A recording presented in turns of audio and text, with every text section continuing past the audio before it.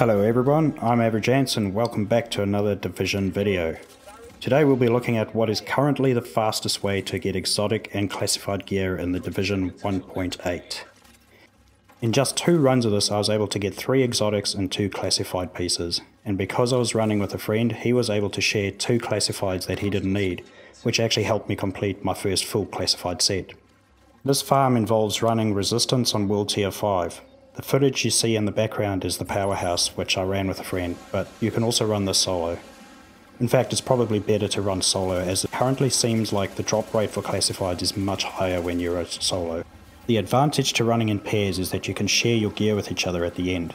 Keep in mind that the enemies and credit requirements for chests scale up with more people, so I wouldn't recommend more than 2 per group.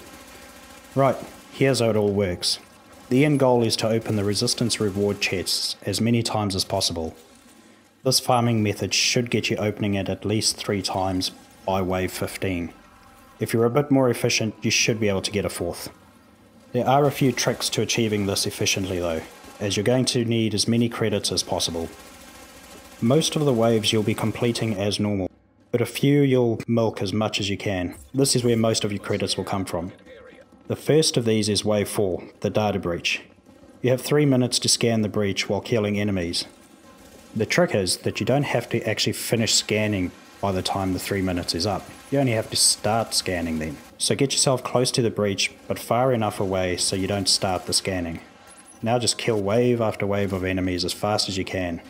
Keep an eye on the timer. When it gets to about 20 seconds, get close to start the scan. Next is the boss Wave 5. This one's simple. Basically, avoid killing the boss at all costs. You have 4 minutes to kill him, which means 3 minutes at least to kill as many enemies as possible instead.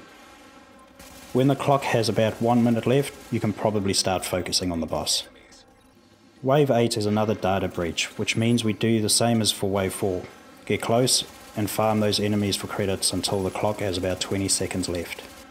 Once you've completed Wave 8, at this point you should be through to the Resistance reward chest, and possibly opening it for your first loot.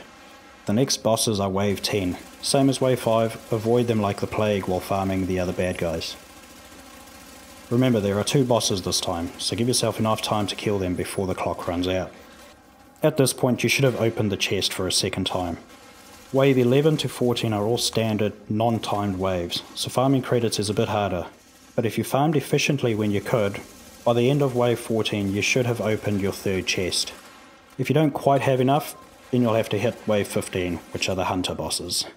As you can see, we weren't as efficient in credit farming on our first run, so we had to try and get credits while avoiding the hunters.